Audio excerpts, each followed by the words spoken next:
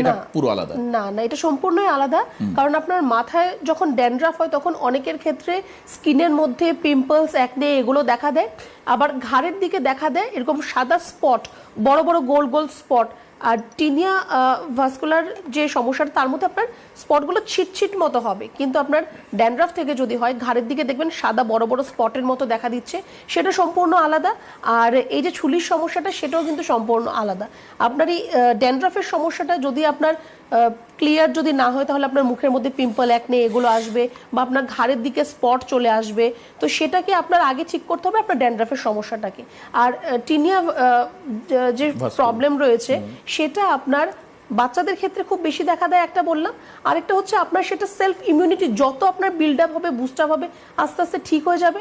নয়তো সেটা আপনার এভরি সিজনে বারে বারে হয়তো আপনার ঘুরে আসতে পারে। তো দুটো টোটালি আলাদা। আচ্ছা, এবার হচ্ছে আয়ুর্বেদ ট্রিটমেন্ট কি আছে, আর আয়ুর্বেদের ট্রিটমেন্ট কিভাবে হয়, কতদিনে এটা কমে? আপনি বলছেন যে রেকারেন্স প্রবাবিলিটি একেবারেই কমে যাবে, আয়ুর্বেদ ট্রিটমেন্ট করলে কি সেটা সম্ভব? কমে যাবে নয়, ঠিক হয়ে যাবে। আচ্ছা, রেকারেন্সের এখানে কোনো জায়গা নেই, যেহেতু ফাঙ্গাল ইনফেকশন। প্রথমত আপনাকে যেটা করতে হবে, পরিষ্কার পরিচ্ছন্ন নিজেকে রাখতে হবে।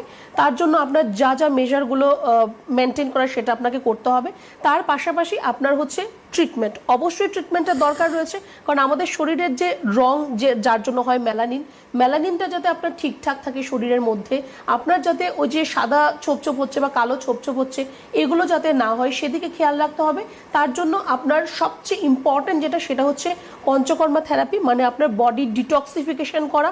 আমরা ধরে নিচ্ছি যে এটা আপনার বডির মধ্যে একটি টক্সিন রয়েছে, টক্সিনটা যদি আপনার বেরিয়ে যায়, তাহলে আপনার অনেকটাই সমস্যাটা থেকে আপনি বেরিয়ে আসতে পারবেন।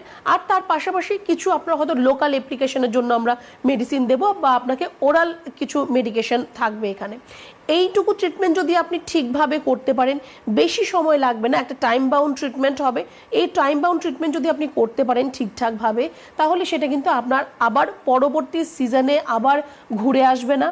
তার পাশাপাশি আপনার যে ইমিউনিটি পাওয়ার, যেটা আপনার রোগ প্রতিরোধ করার যে ক্ষমতাটা, সেটাও কিন্তু অনেকটা আপনার বৃদ্ধি